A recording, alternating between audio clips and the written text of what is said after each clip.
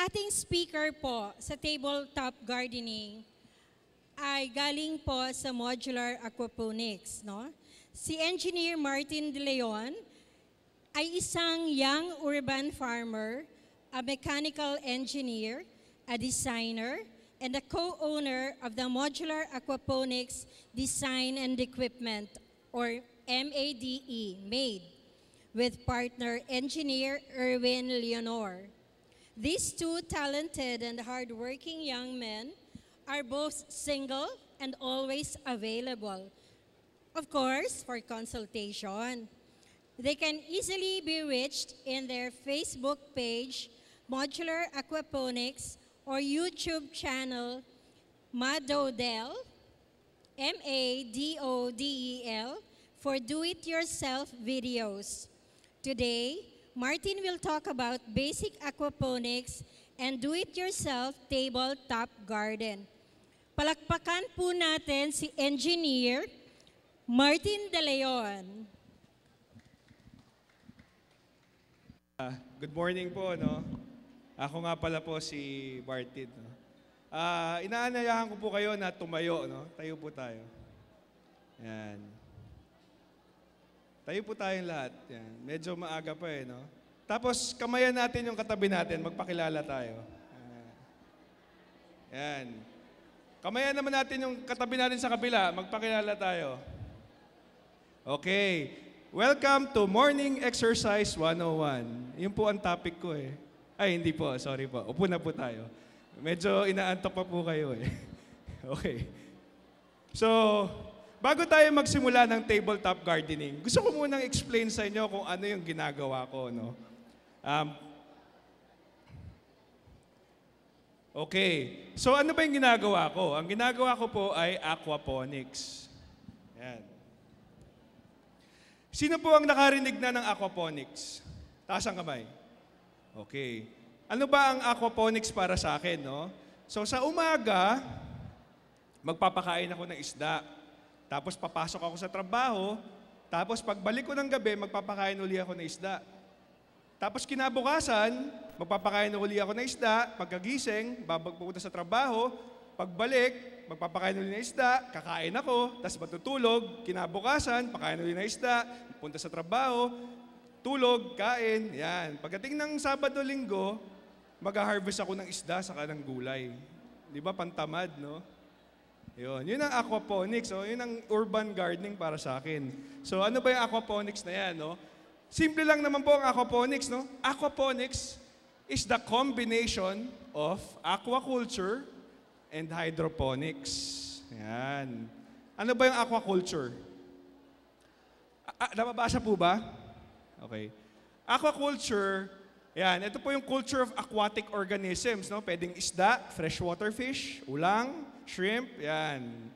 Ano naman po yung hydroponics? Ang hydroponics naman po, ito po yung pag-aalaga ng halaman na walang soil, no? Soilless gardening. Eh, ba't napunta ka sa Organic Expo? Eh, wala ka palang soil. Ano yung ginagawa mo dyan? Nandito po tayo sa ano po to? No PEX, di ba?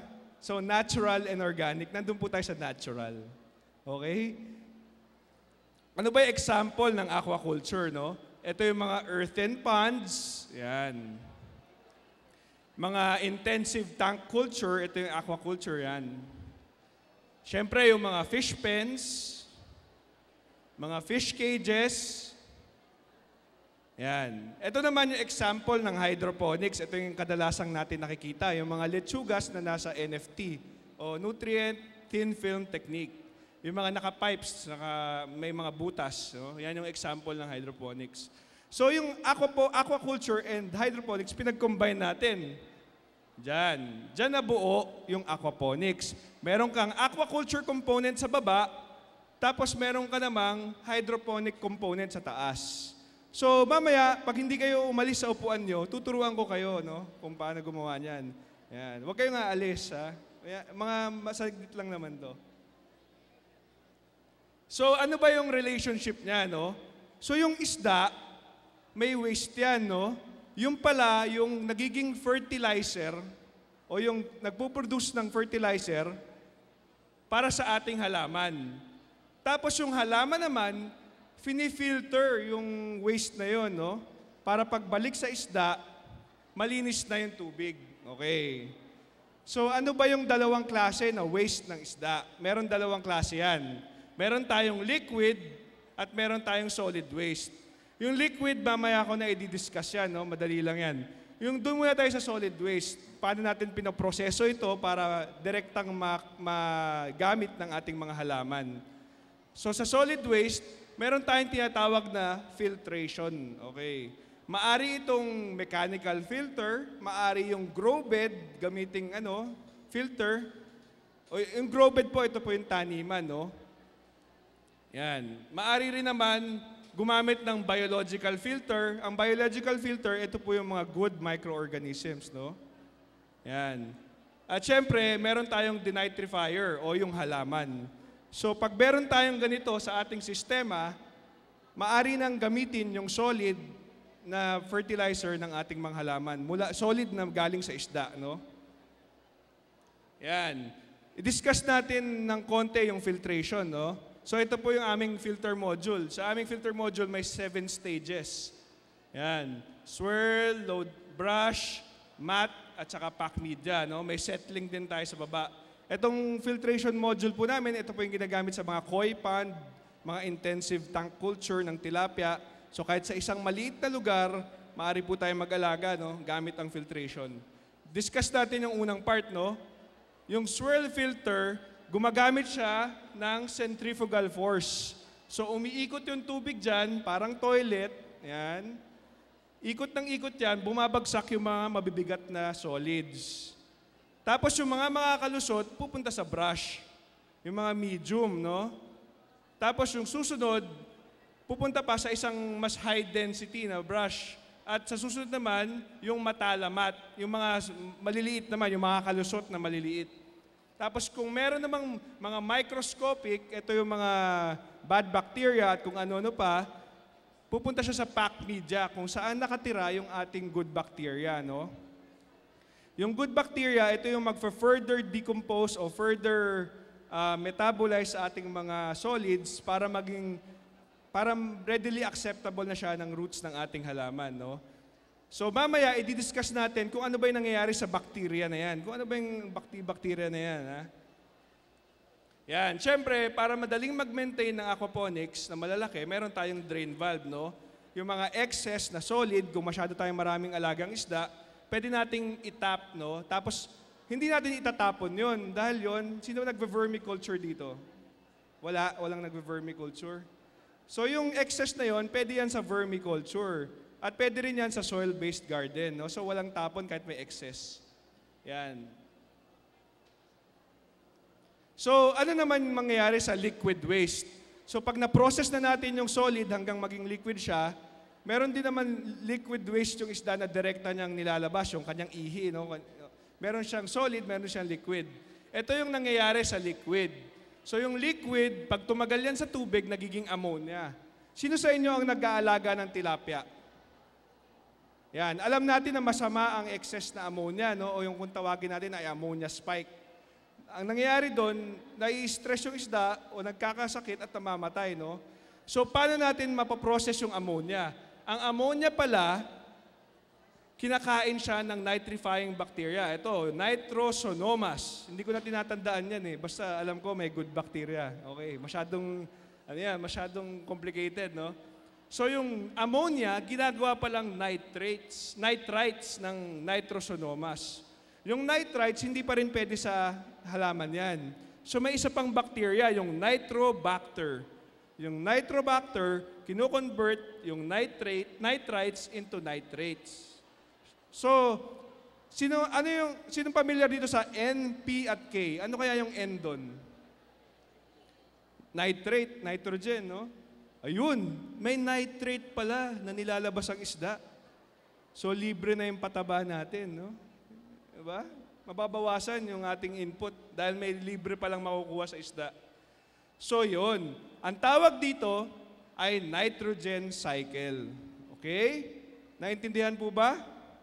Yan. Kung meron kayong kailangang ibaon o iuwi sa bahay nyo, ito yung ibaon nyo, ha? Yan. Ito yung pinaka-importante. Kalimutan nyo na lahat. Ito yung basic o ito yung puso o heart ng aquaponics, yung nitrogen cycle. Okay. So, summarize natin. Yung nitrates, fertilizer. Yung fertilizer, para sa halaman. Okay. So, ayun pala cycle. Okay. So, sa aking pag-aaral o sa aking pag-google, no, uso na yun ngayon, nalaman ko pala na ang pinaka-robust o pinaka-efficient na sistema ay ang rainforest. Yan. Narinig-rinig ko lang kung saan-saan yun, may bumulong lang sa akin. So, paano natin kokopyahin yun, no? Ito ang kasagutan doon, no? Ang aquaponics. Kinokopya natin yung isang ecosystem, no? Kinokopya natin, pinapaliit natin para magkasya sa ating mga bakuran. Yan. So ano sa tingin nyo? Magastos ba sa tubig to? Hindi, no? Babalik-balik lang eh. No? Yan. So, kung medyo seryoso naman kayo sa aquaponics, kung meron tayong maliit, meron din tayong malaki, no? Yan. Dito tayo muna sa maliit, no? Ano ba yung mga parts niyan? Siyempre, meron tayong fish tank. Yung fish tank, dyan natin nilalagay ang ating isda, no? Meron tayong water pump. Yung water pump, yun yung yun yung pumapalit sa ating katamarang magdilig, no? Kaya sabi ko nga sa inyo kanina, no, tamad ako, ayoko magdilig, no? Sinasaksak ko na lang sa kuryente, automatic na dilig na yan. Tapos, meron din tayong floating raft. Floating raft, ito isang klase lamang ng pagtatanim, no? Marami tayong ibang klase. Merong gravel, merong floating raft, merong NFT, ito isang klase lamang, no? Sa floating raft, gumagamit tayo ng net pot kung saan nilalagay natin. Mamaya papakita ko sa inyo yung net pot kung ano yung itsura niyan. Kung saan nilalagay natin yung ating lechugas, yung ating herbs, yan, mga vegetable, yan, yung plants, ito yan. Tapos, saan naman nilalagay yung tubig para sa halaman? Ang tawag doon ay grow bed. Ito yon, yung parang lalagyan na to, no? Yan. Tapos, para makontrol natin yung taas ng tubig, meron tayong standpipe. Yan, ito yung standpipe, no? Mamaya papakita ko sa inyo kung ano yung standpipe. Tapos, para hindi naman tumagas yan, gumagamit tayo ng bulkhead fitting. O fitting para maging sealed yung yung connection ng grow bed sa fish tank. Mamaya i-explain natin further. So, ito yung maliit. Meron din tayong malaki. Ito yung mga semi-commercial systems na ginagawa namin, no? Yan. So, malaking fish tank, 1,200 liters, kasya ang 100 tilapia. Meron tayong gravel bed, meron tayong floating raft, at meron tayong filtration. Tanong, akala ko ba yung isda, yun na yung halaman, yun na yung filter ng isda. Bakit may filtration ka pa? Ba't may additional filtration ka pa? Wala bang nagtanong sa inyo nun? Since ako naman po yung nagtanong, ako na rin yung sasagot, no? So, kasi pag commercial system tayo, gusto natin, medyo robust yung ating system o meron tayong buffer kung tawagin. So, yung ating mechanical filtration, yun yung pinaka-buffer natin, no? So, kung nag-harvest tayong isda, ano mangyayari? Wala nang pondo ng fertilizer. Kung nag-harvest naman tayo ng halaman, ano mangyayari? Wala namang maglilinis sa ating isda, di ba? So, para ma-compensate na yung fluctuation ng pag-harvest at pagkuha ng isda at halaman, naglalagay tayo ng buffer o parang battery bank, no? Diyan natin ini-imbak yung excess na fish waste. Yan, para yung sistema natin stable. Kasi pag nagninegosyo tayo, dapat yung ating sistema laging nagpo-produce, no? Ano man ang mangyari. Yan. So, ano ba yung mga sinasabi kong grow bed? Ito yung sinasabi ko kanina. Yan. Ito yung graba, no? Kung gusto niyo makita yung actual, pwede kayong bumisita sa amin, no? Meron kami sa Pasig, sa may Santolan, at meron din kami sa may Mindanao Avenue, no? Nandun yung mga demo setup namin, no? Na nasa bakuran lang namin, pero nagpo-produce ito ng gulay at ang isda, no? So ano ba yung gravel? Ito po, graba lang, no? Walang lupa po ito, no? Soilless. Tapos meron tayong tinatawag na technology na Bell siphon. Okay, yung bell siphon po, ito po yung nagkokontrol ng pagtaas, baba ng tubig. Kaya hindi, sino mga nagtatanong dati, bakit hindi nalulunod yung halaman? Nakababad sa tubig yan. Yan. Kasi po, meron tayong auto siphon, no? Yung auto siphon, ito po yung nagkokontrol ng pagbabasa at pagtutuyo ng kanyang roots, no? So kung gusto niyo makita yung detalye kung paano gumagana ang auto siphon, inaanyayahan ko kayo sa booth number 44, no, mamaya, no? Pwede niyong makita, explain ko sa inyo in further yan. So saan ba nakuha yung idea ng auto siphon, no? Siyempre hiniram ito sa hydroponics. At dati, yung panahon ng mga Egyptian, kung sino, hindi pa ako nabubuhay noon, no? Sino ba yung nakaabot na nung panahon ng mga Egyptian? Wala. Mga bata pa po lahat tayo, no? So, yung panahon ng Egyptian, natuklasan nila na pag nagbaha pala yung river, Nile, nababasa yung kanilang mga taniman. Pag nag-subside pala yung tubig, naiiwan yung nutrient rich na soil, riverbed soil, no? So natutuklasan nila, pag nag-flood pala tapos nag-drain, nag-iiwan ng nutrients yun sa kanilang soil. So tumataba yung kanilang pananim, no? So ayan, kinopya yung technology na yan. Parang flood, maglalagay ng nutrients, babalik yung tubig, iiwan yung nutrient-filled na water. Yan. So, sa Pilipinas naman, ano naman yung example niyan? Sino na nakarinig dito ng palay isdaan? Parang ganun din yan. Aquaponics yan in farm setting. No? Meron yan. Ano pa yung isang klase ng grow bed? Ito yung isang klase ng grow bed, ang tinatawag na floating raft. No? Makikita nyo mamaya yung detalye niyan pag bumisita kayo sa aming booth. No? Yung floating raft, ito yung styrofoam lang. No? Nakalutang lang siya sa styrofoam. No? Salamat po. Nakalutang lang siya sa styrofoam. Tapos, yung baba niya, puro tubig lang. So, bagay na bagay pala ito sa klima ng Pilipinas, no? Kung saan mainit. Kasi laging malamig yung roots ng halaman. Alam nyo ba na nakapagpatubo kami ng strawberry saka broccoli dito sa Manila? Namunga siya. Kaya lang hindi kasi laki ng sa Baguio, pero namunga siya. Dahil pala, ang halaman pala, importante pala yung kanyang root zone temperature, no? Yung root zone temperature sa aming floating raft ay 23 to 25 degrees Celsius. So, malamig. Yan. So, 24 hours, malamig yung halaman. Yan. Tingnan nyo, ayun, no? Walang soil, yung roots nakalabas lang. Bakit kaya maliit yung roots niya? Ba't hindi malaki yung roots niya? Napansin nyo ba yon? Kasi 24 hours, nakalubog na siya sa nutrient solution. No? Hindi niya na kailangan gumawa pa ng roots. Hindi na nahihirapan yung halaman na gumawa pa ng roots niya kasi nandun na eh. Di ba? Parang ini-spoon feed mo na. No? So saan napupunta yung growth na yon? Napupunta sa dahon. Kaya generally speaking, mas mabilis sa aquaponics o sa hydroponics, tumubo yung lechugas, yung pechay. Basta tama yung klima, no, o yung condition, no? Mas mabilis tumubo dahil nandun na eh. Tapos, bakit dikit-dikit? Paano tutubo yan? Dikit-dikit yan. Kasi sa soil, yung spacing na tinatawag natin, no, medyo nagbibinata na ako, nainom lang akong tubig. Yung spacing na tinatawag natin, para yon sa nutrients, no? May tamang spacing sa soil, no? Sa tingin nyo, sa hydroponics, kailangan ba ng spacing? Nandun na eh. Di ba? So kahit dikit-dikit siya, tumutubo siya. Ang iniisip na lang natin ay yung kanyang space para yung growth na lang sa taas, no? Yun na lang ini-space natin, yung harvest size niya, no? Kasi kailangan din maarawan nung nasa taas. Pag masyadong dikit-dikit naman sobra, hindi naman maarawan, no? So,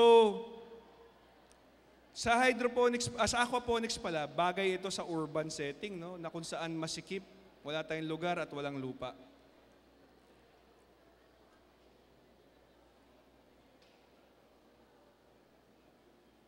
Okay. So ano ba yung mga example o yung sizes? Nakalimutan ko palang sabihin, no? Sa floating raft pala, para talagang ma-maximize yung space, naglalagay kami dyan ng ulang. So may prawns pa yan, no? Bukod sa isda, halaman, meron ka pang prawns. So, 3 na yung produkto natin, no? Meron, kung gusto nyo magsimula, meron tayong tinatawag na small scale. Yan. Ito, nakita nyo, nabibili lang yan sa supermarket o sa hardware, di ba? Madali lang yan. Alam nyo na yung parts niyan, di ba? Diniscuss na natin, no? Meron din tayong double deck o vertical, no? Kung gusto nyo, kung wala kayong space pero mataas yung kisame nyo o yung ano nyo, pwedeng pataas. Pwedeng palapad, pwedeng pahaba. Yan. Siyempre, meron tayo ng medium, no? Yung sa ating likod bahay, no? Yan. Ito po yung system ko sa bahay. Yan. Kung gusto nyo makita, bisita lang po kayo, text nyo kami. Yan. Pwede po kami during weekends. Meron din tayo ng semi-commercial o yung gusto mo magbenta sa kapitbahay mo ng lechugas, imbis na magbenta ka ng food cart o yung siomai o siopaw, hamburger, ito na lang yung invest mo, no? Parang food cart din yan. May isda ka, may halaman ka, may ulang ka pa. Yan, may ulang ka pa, may ulam ka pa. No? Siyempre, meron tayo ng full commercial system, naka-greenhouse, yan. Malaki na, no? 10 grow beds. Yan. So, ano naman ang mahihita natin sa aquaponics? Ba't ba natin to dinidiscuss, no? Ano naman ang napala ko dyan? Siyempre, may isda. Yan. Ang isda po namin yan, pinalaki namin in 4 months, no? 4 months po yan. Yan. Nakita nyo, yan. Meron din tayong, yung nakita natin kanina, tilapia, yon, no? Ito naman, kingfish. Hindi na po, tinigil ko na po yung pagtitilapia, no? Pinalitan ko na ng kingfish. Bakit? Bakit kaya? Ha? Tama. Tama kayo, sir. Biro mo, pareho yung labor cost ko, yung electricity cost ko, no? Pero mas mahal yan, no? So, high value, no? Since gusto natin efficient, high value yung alagaan natin. Siyempre, ano naman mahihita natin sa tilapia? Sobrang lakas mag-breed niyan, no? So, libre na yung ating similya, no? Wag na, kasi kami, hindi namin sinesex reverse yung aming mga tilapia. Intensive tank culture naman kami, ang process na ginagawa namin ay batch harvesting. So, binabatch harvest namin, no? So, libre na yung aming similya. Yung cycle namin sustainable dahil paulit-ulit lang namin ano. Yan. Pwede rin naman, kung ayaw nyo naman ng lasa ng tilapia, sino mahilig dito sa fish and chips? Fish fillet. No? Pwede yung, yan. Sino may kilala dyan sa isdang yan? Anong tawag dyan? Pangasius. O yan, yung cream dory. No? Pwede rin yan. No? Yan yung sistema ng aking partner, no? Si Engineer Erwin. Yan yung alaga niya. Tapos, pwede rin yung ulang. Ayan, ulang. Yun, no? Laki, di ba? Oh. So, ito, mahal ang kilo nito. 300 yata ang kilo nito, no? Yun, no? Ayan. Pinalaki namin yan sa bakuran lang namin, no? Teka, hindi pa tapos, no? Hindi lang naman isda ang makukuha natin dyan, no? Meron din tayong byproduct o yung waste niya, no? Kung tutusin, no? Meron tayong lechugas. Yan. O herbs, yan. Vegetables, meron tayong broccoli. Tumubo yan sa Quezon City. Yan. Meron tayong, ayan, ano ba yung gubat na yan? Gubat ng mint, tarragon, basil. Yan. Nakita nyo, sobrang tamad namin. Hindi namin tinitrim yan. Eh kung siguro, kung tinitrim ko yan, 500 ang kilo ng tarragon. No? Siguro, no? Hindi na namin pinapansin yan eh. Kasi sobrang gubat. Kailangan namin, sa sobrang taas ng nitrate namin, kailangan namin ng halaman para mapapabalang yung nitrate namin. No? Kaya napakaswerte po ng aming isda. Ang isda po namin, ang kinakain, basil, tarragon, mint. No? Napakaswerte. Ang isda po namin ay pre-marinated. Paglabas ng tangke, may marinate na. Okay. Yan, basil. Sino mahilig sa pesto? Yan ang number 1 sa aquaponics tumubo, yung basil. Tomatoes, cherry tomatoes. Ito po yung alaga ko, no? Yan. Social po kami, no? Ang ulam namin ay tuyo, pero ang kamatis namin ay cherry. Grapes. Alam nyo ba na pwedeng tumubo ang grapes? Sa sistema po ni Erwin yan, kung gusto nyo makita yung actual, no? Strawberry. Yan, ito yung sinasabi ko. Medyo maliit lang, pero mayroong bunga pa rin, no? At syempre, kung ayaw nyo naman ng nakakain, pwede naman ornamental, no? Ito yan. So, pwede rin sunflower. Yan. Kalamansi. Ayan, no? May kalamansi, oh. Yan, sa graba lang po nakatanim yan, no? Hindi yan nakatanim sa lupa. At syempre, ayan, high value po ang pag-uusapan, no? Yan. Hindi ko na naman nabura yun, no? Sinong nakakaalam nun? O, buti na lang, walang may alam, no? Don't panic, it's organic. Ay, hindi pala organic, no? Don't panic, it's aquaponics. Okay. Ano naman yung benefits ng aquaponics, no? Siyempre, therapeutic, no? You don't only get therapy, you also get tomatoes. No? Libre na yung therapy mo, may gulay ka pa. Pangalawa, growing and harvesting your own food. Iba yun di ba? Alam mo yung nilagay mo doon, alam mo yung in-spray mo doon. Yan. Siyempre, constant source of nutrients for the plants, no? Sabi ko nga sa inyo, busog na busog yung halaman sa nutrients. At yung cool root zone temperature. So yung mga upland crops may pag-asa sa lowland, no? Basta tama yung conditions. At siyempre, saves water, no? 80% ng water ang nasa-save natin kumpara sa regular gardening. Sa regular gardening, pag binuhos mo yung tubig, wala na yon. Dito, pag binuhos mo yung tubig, 20% lang ang nawawala sa evaporation. No? Would you believe yung system namin, 3 taon na, hindi pa ako nagpalit ng tubig doon? Dagdag lang ako ng dagdag. Nagdadagdag pa ako, tubig ulan pa. Kaya, libre. No? Tapos, applicable siya sa urban setting, no? Where land is limited, no? Ito yung pang mga weekend farmer, no? Pwede rin naman sa mga farm sa no? Ibang technology lang, pero pwede rin natin i-adapt sa mga farm, sa mga malalaking farm. At we don't use pesticide. Ano sa tingin nyo? Ba't hindi kami gumagamit ng pesticide? Ano po? Bukod doon, siyempre, mamamatay yung isda. Lulutang ngayon yung isda, di ba? Pag naglagay akong pesticide dyan, pag naparami, mamamatay isda. So, walang daya. Hindi pwedeng dayain yung aquaponics, self-policing siya, no? Maglagay ka ng chemical dyan, lutang ang isda mo. Siyempre, provides cooling effect, no? Kung ilalagay niyo yan sa inyong bahay, alam niyo yung mga evaporative cooler kung tawagin, no? Yan, nagpo-provide na ng evaporative cooling sa inyong loob ng bahay. Meron ka pang fresh oxygen, no? Dahil may green wall ka kung tawagin, no? At nag-a-attract din ito ng mga beneficial insects, no?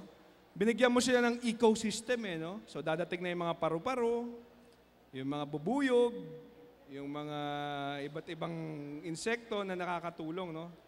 So, bukod sa nakakapagtanim ka na, nakakatulong ka pa sa ecosystem natin, no? Sa urban setting, no? At yung tinatawag nating food miles, no? Na-displace niya, no? Naaalis niya, no? Sa tingin nyo, saan mas mura yung gulay? Yung tinanim sa Baguio o yung tinanim sa bakuran mo? Ayun. Siyempre yung tinanim sa bakuran mo, no? Hindi naman natin sinasabing masama yung magtanim ka sa malayo. Ang sinasabi natin, kasi pag nagkabagyo, tumataas ang presyo ng gulay, di ba?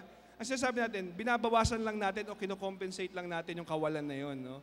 So para hindi tayo umaasa, magkakaroon ngayon tayo ng food security, no? Kasi meron tayong tanim sa ating bakuran. Hindi ko sinasabing masama yung kumuha tayo ng gulay sa malayong lugar. Sinasabi ko lang, binabawasan natin yung